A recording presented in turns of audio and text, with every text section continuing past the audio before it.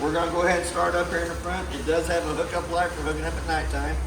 Has the up and down button for taking it on and off the vehicle. Also has a rubber plug in the top that has a manual crank handle that will come down and can manually crank that jack up or down. For any reason the switch won't work. It does have two 20-pound propane cylinders on the front of the unit. Arrow on the regulator says we worked off of this one here. Green inside the eye. As soon as that bottle would happen to come up empty, it's going to turn red inside the eye where it's green at, indicating that the bottle it's pointing to is empty. If the other cylinder on this side is already open, it'll automatically pick up from this side so you don't lose your gas service in the middle of the night. It's still going to show you red inside the eye that the bottle it's pointed to is empty. It has one new 12-volt battery on the front of the unit. It also has a 7-way chain holder that keeps the 7-way up off the ground and the chains so they don't corrode. Two holes in the bottom of the bottle cover for a bungee cord to go underneath the metal rack to hold it in place. But it also has the quick disconnect at the top so that you don't have to take the cover off every time you want to get into the cylinders to turn them on or off. We're going to start down off the off-door side. It has stabilizer jacks front and back. But on the off-door side, there is a manual way that you can crank those jacks up or down with a slotted handle. For any reason they won't work off the switch, there is a manual way to do the stabilizer jacks up and down. Your first termination valve here in the front, it's marked gray tank, which is actually your kitchen sink water. Lug nuts on the trailer have been torqued at 100 foot-pounds. The tires are air ducted pressure, which is 80 pounds on the side of the tire cone. We have a pretty good sized compartment here underneath the master bed. It is also where the barbecue grill will go and the power cord. We're going to come back to our water fill connections. The very top one is a black tank flush that you can hook to with a water hose and regulator. While you're dumping your holding tanks, turn water pressure onto it. It's got a little aerator on the inside of the black tank that spins around, cleans more of the debris out of the inside of the black tank only. Our first connection is our city water connect that you can hook to with a water hose and regulator and never have to fill the tank on it. Just work right off the water pressure going to it. And then our back one is our fresh tank fill. It does have two low water drain points up underneath the metal skirt on this side over here.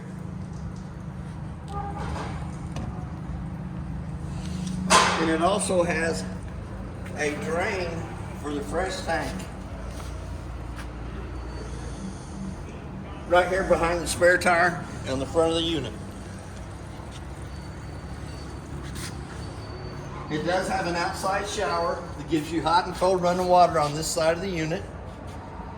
A 50-amp power cord that goes on, makes a quarter of a turn, tighten up the black knob, and it is 36 foot long. Our second termination valve here, the 2-inch gray one in the front, will be your bathroom sinks and your shower water. The black one in the back is the toilet water only. You'll pull the black one first, let all the nasties come out, then pull the gray one, and it kind of helps clean your sewer hose out as it comes out. Our second set of stabilizer jacks still has the off-door side manual crank on this side. We do have a part cable hookup at the very back and a satellite hookup. It is prepped for a Furrion backup camera. It's also prepped for a Lippert extendable ladder for going up and checking the roof. And we also have a 2-inch receiver on the back. As we start down the door side, the first compartment here has an outside refrigerator that is 110 only. But the controls for it are in the upper right-hand corner. But it does have to be plugged into the 110 line for this refrigerator to work. So I'm gonna go ahead and pull that down. Switch in the back here is for the stabilizer jacks in the back for running them up and down. Does have an outside grill, does have a quick disconnect down here at the bottom. Does have a T-handle that has to be turned in line with the gas line for the outside grill having gas coming to it. Outside grill slides onto the bracket on the outside. We're going to turn the handle on. Automatically it lights. Sometimes it doesn't light the first time. Sometimes you have to let the gas come from the quick connect that's on the frame up to it. But then you can adjust accordingly. Does have the griddle in the box over on the other side. It fits in the 2 holes here at the top. It is pinned on either side to hold it in place. We also have our port sprayer on this side over here that connects in, that gives us cold water through the blue hose.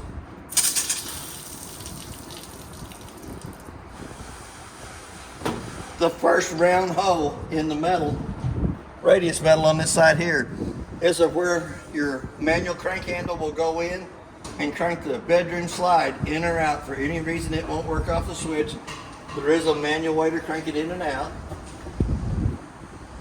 We're coming up to our Suburban on-demand water heater. It has to be in the eye position out here on the outside for it to work with the controls on the inside. So we got it in the on position. Still has water in the unit, so we'll be able to see it work. We got another hole in the radius metal here that is for the spare tire underneath the unit, for dropping the spare tire down, for changing the tire. The second round hole in the metal is for the kitchen slide, for it to slide in and out, a manual way to crank it in and out. We have the little doggy leash here on the front for dogs. The top right above it is the outside of the furnace. It's going to suck cold air in the top, hot out the bottom. I always suggest putting the mud diver screen over the outside of the furnace for the simple fact, once it's been lit on propane, for some reason the mud divers love that smell. They go in there, they build their little dirt nest, and it cuts your airflow down on your furnace and causes your furnace to cycle improperly. Second switch up here for the front, for the stabilizer jacks on the front of the unit. There's a place out here, coax cable that works off the antenna or the part cable, and a 110 outlet to plug a TV into, so that you wanted to watch the ball game underneath the canopy.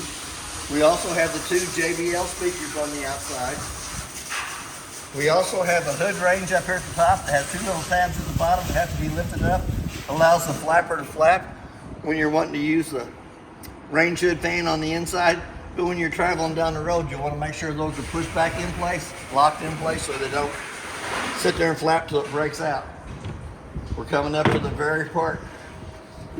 Manual crank handle for the tongue jack comes in the top of the tongue jack and we'll crank it up and down. There's 2 more handles here on the top.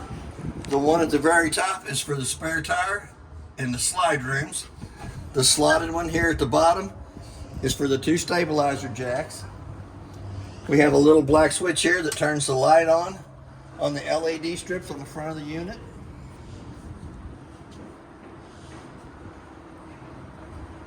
Pretty little feature.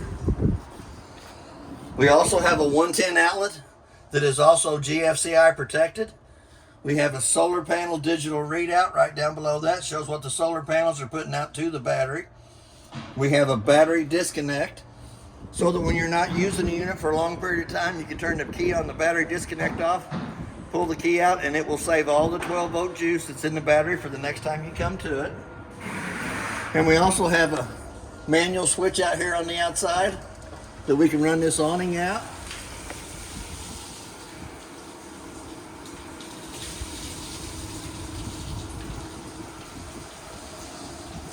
And there is a switch on the inside, but it does have one on the outside here, for in case the gust of wind picks up and you want to roll it up real quick, you just come over this apartment, lift it up, roll it in as fast as you can.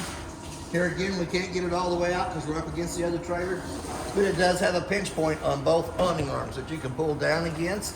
Put a little kink in it, which put the pitch of the rain coming off this corner here.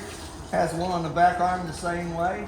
But when you get ready to roll it up, you want to push that back up so it's straight in line with itself, so that when the awning arms comes in, it lays inside the cradle. So we're going to roll that right back up. It does have a awning support dead center in the middle of it, since it is about 20 foot long. It does have a support in the middle. The cradle rolls back and forth when you roll the awning in or out.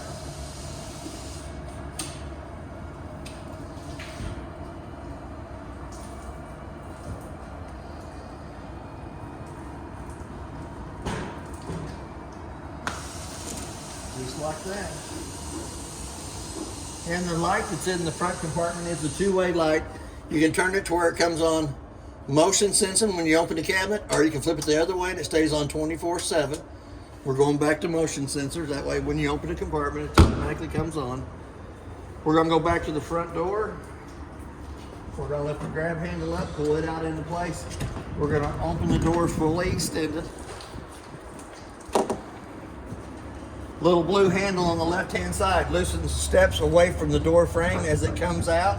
It has a push button underneath each one of the legs, 15 to 18 slots in the legs for adjustment. The main thing, once the steps come out and lay down, it has to lay flat in the threshold so that the front door fits up over the top of it properly without dragging and causing it to rub the little grip off the top of it. So we're going to open it back up. We're going to go to the inside. It does have a working fire extinguisher on the left-hand or right-hand side as we come in. We'll turn some lights on right above us. Up here at the top, it does have the JBL Bluetooth stereo system. Blue light indicates that it's working. You'll just Bluetooth it to it. We're going to come over to the monitor panel. With top row of switches, the first one is the freshwater tank reading. Push the button, shows you the tank is still full of water. Battery shows the voltage is full on it. To get an accurate reading of the battery, you really need to have the 110 line unplugged. Black tank 1 is your toilet water, showing that it's empty. Black tank 2 is not available on this unit, does not have the second bathroom. Gray tank 1 is your shower and your bathroom sinks. Gray tank 2 is your kitchen sink water. And then gray tank 3 is not used on this since it doesn't have the second bathroom. The switches down below that, the first red switch turns the water pump on between the freshwater tank and the faucets. The second one is a set of tank heaters that's underneath the holding tanks underneath the unit. Then we have the first black switch here, turns the LED lights on the awning. Second black switch turns the lights above the slide rooms on. So we're going to go ahead and run them out.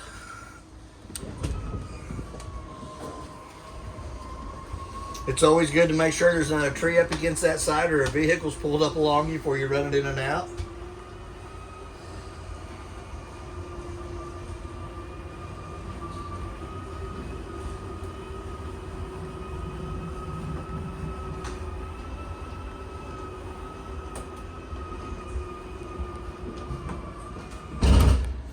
We'll go ahead and run that bedroom slide out the same way. It's the middle switch.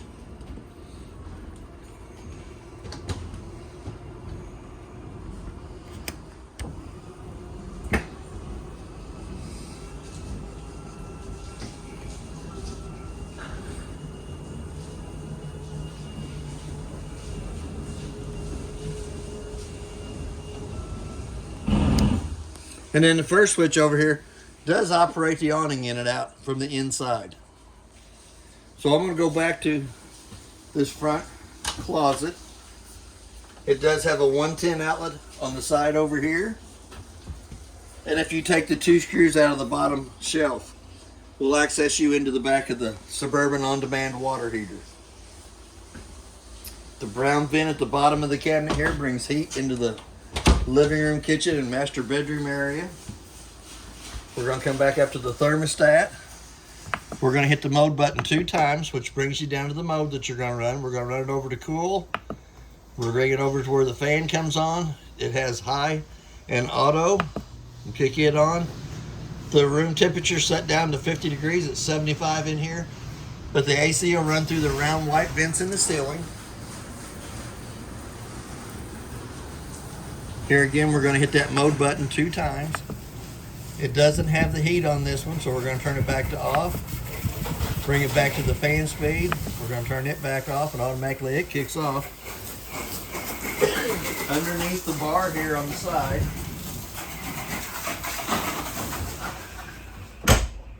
we have another 110 outlet and a USB port, because this is kind of used for a dinette table while you're eating. So it does give you a USB port to charge your cell phone and a 110 plug-in. On the off-door side of the bar, it still has another 110 plug-in there. The bigger remote is for the TV. And the TV was checked outside, inside, and in the master bedroom. I think I just turned it off again too.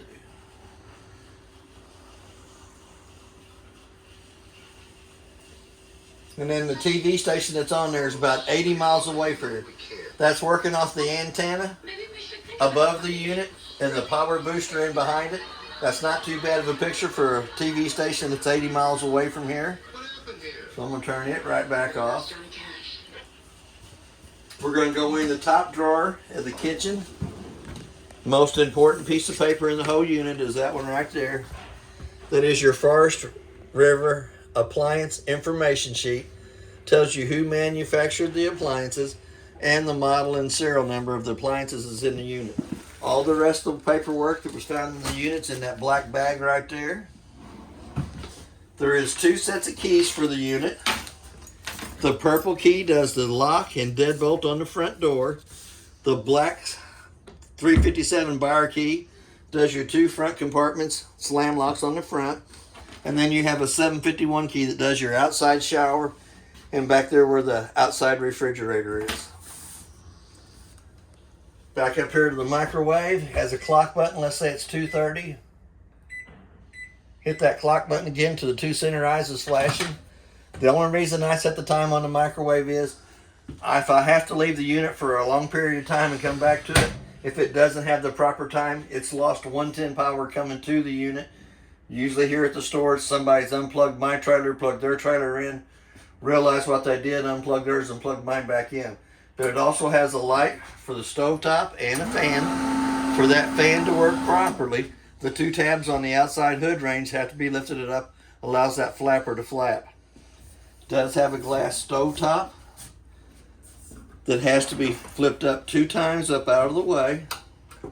Kind of gives you a little backsplash for your grease from making bacon in the morning. The little button on the far right hand side illuminates the valves. We're going to turn it up to the high light position using the striker on the left hand side to light.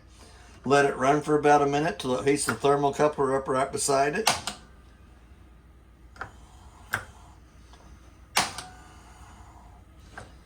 And anytime the valves have gas coming through them, they turn red instead of being blue. So even if you turn one off and turn it back on, it's going to have gas coming through it, so it's going to show you red. So we're going to flip them back off. We're going to come down to the oven. We're going to turn it to where it says pilot on. Hold down on the button using the same striker on the left hand side as we did for lighting the stovetop. And sometimes it takes the gas a little longer to come down here.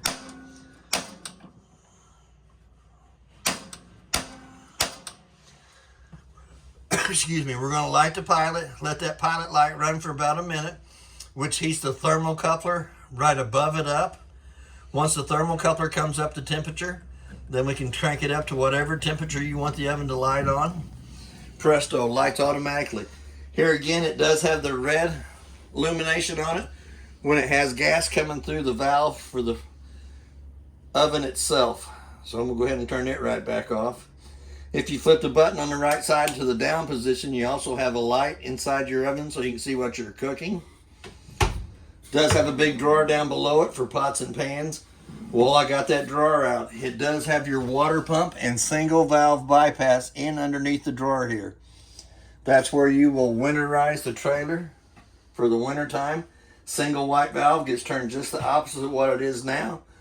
Then hose comes out, sticks down in your antifreeze jug. Turn your pump on and run your antifreeze all the way through the whole system of the unit. Also has another brown vent on the bottom of the cabinet down here that brings heat into the kitchen area. Little switch underneath the cabinets up here turns the 2 lights above us on. We have a 110 outlet on either side of the kitchen sink, and we have a USB port on the left hand side. Here again, we're going to come back to the faucet, and the faucet is marked in this one being red, coming all the way down and back, all the way up for cold and back.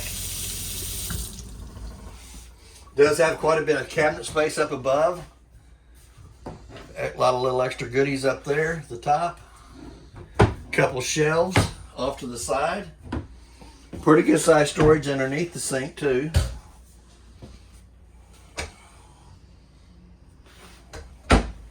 Cleaning supplies, a trash can, 4 drawers on the left-hand side. They all got the little holders that holds them in place, so you don't have to worry about the slide room catching them. Here again, you got 2 big size cabinets on the right-hand side of the refrigerator. We're going to go into the freezer and refrigerator. There's my strawberries. We're going to come down the controls for the refrigerator in the upper right-hand corner. And it did freeze my strawberries in the top, so shows that it is working. As we step down along this side here, it does have a 110 outlet on the right side of the recliners. Has a cup holder on either side. When you fold the center console down, gives you 2 more cup holders. Little button says push. It does have USB ports on it. Light switches in the ceiling to turn the 2 lights above it on. They both have a pull handle on the outside edge of them for reclining back. This is not a bedded area, but it is a recliner area. So it does have a fire escape window that you can open up. Gives you a pretty good section of the window to get out of. I'm not going to open it because Trey's out there washing. So then you have your shades that come back to the center to block off the light from coming in. You have a slider window on the side over here that opens up towards the top. We're back to having another 110 outlet to the right hand side of the recliners. Couple hooks up the top for hanging clothes, jackets. Does have a LP carbon monoxide detector. So it makes that annoying little sound.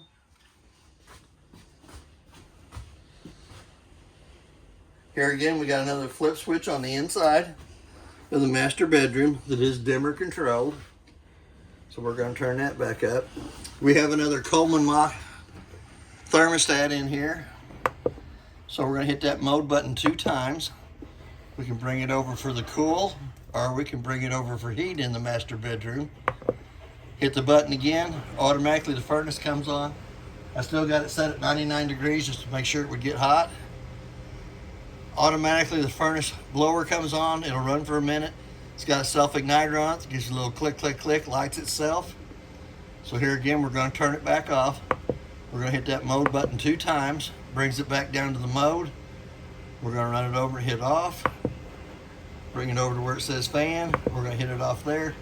But now since it thinks it lit, it's going to stay running anywhere from 5 to 7 minutes to cool the burn chamber down before it actually shuts off. We also got a 110 outlet on either side of the cabinet here. And a USB port here at the top. Little light switch off on the right hand side. Illuminates the lights behind the mirror. Does have a makeup drawer and a little stool. We're sitting here putting your makeup on. Does have a second remote in the unit for the fireplace. We're going to bring it down here and turn it on. You can change the temperature by the setting at the top. You can change the color of the rocks with the little star down at the bottom. You can also change the color of the flames, and you can set it for 30 minutes. I think it goes up to 9 hours. Yes, up to 9 hours for it to run. And it'll automatically shut itself off. And we're going to go ahead and shut it back off with the little red button at the top. If you lose the remote, it does have hand controls at the top, so you don't have to worry about having a remote. Here again, we are at another fire escape window. Pretty simple to use. Goes all the way through the window frame for access out of the master bedroom. 2 kinds of shades in here. You got the tinted that you can see out and they can see in. Works like a screen. Yep, works as a screen. But it also has the dark out one at the top, since this is the master bedroom. Here again, there's a light switch above the bed that turns the 2 lights above us on. We have the lift up windows on the side so you can put a cross piece going across the headboard of the bed up there. Pretty good size storage underneath it. 4 little racks, but it does have a 110 outlet and a USB port on each side of the master bed.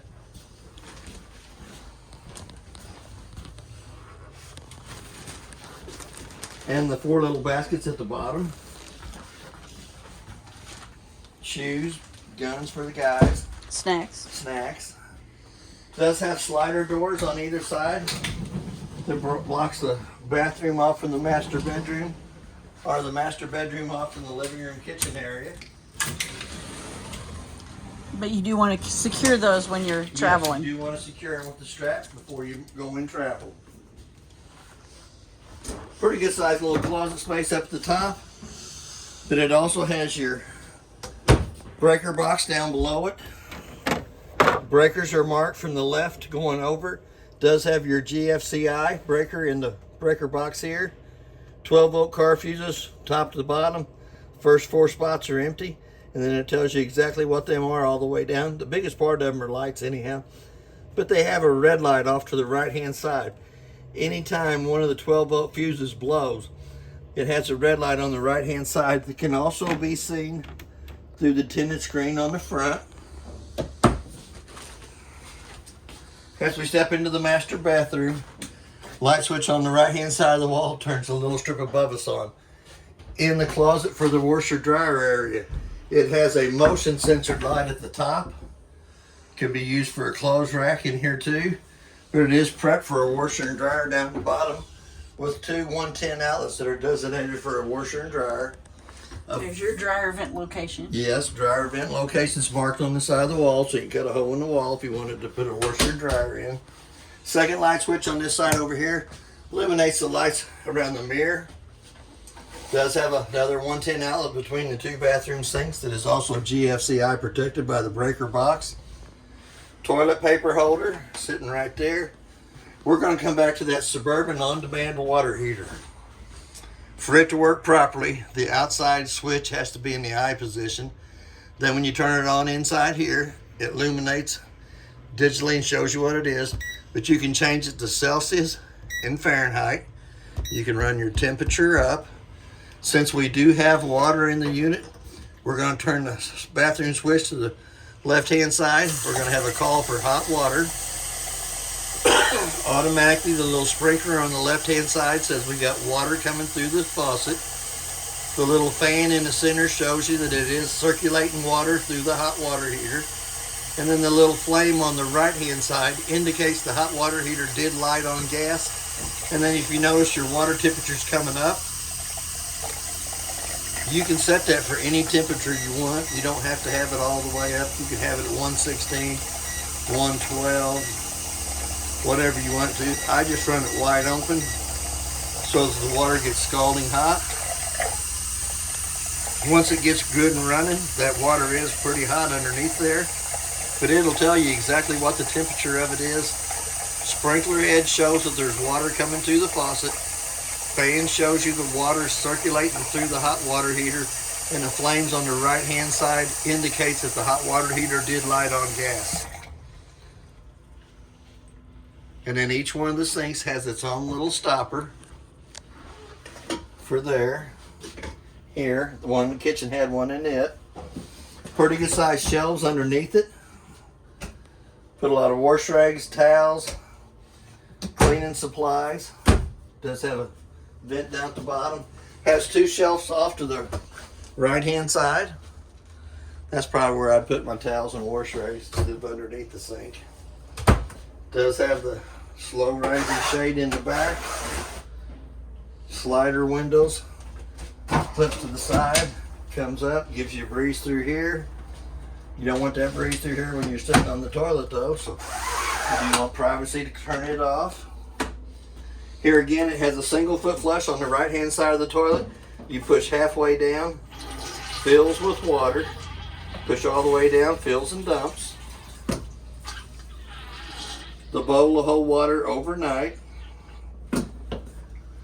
Another little neat feature is it has a furnace vent to the left hand side of the toilet. It keeps the toilet warm in the winter time. We have a vent in the ceiling. Neural knob cranks up on it. Little black button turns the fan on. So I'm going to crank it back down. But it does have a round vent in the ceiling. It brings AC into the bathroom area. Pretty good sized shower.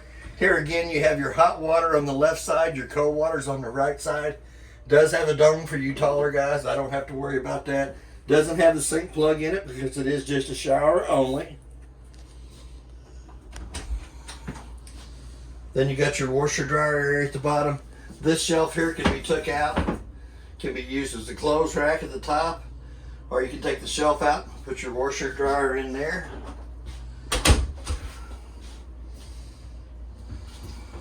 And I think that's just about everything on your unit. If you have any questions, I'll try to answer them the best that I can. And thank you for your time.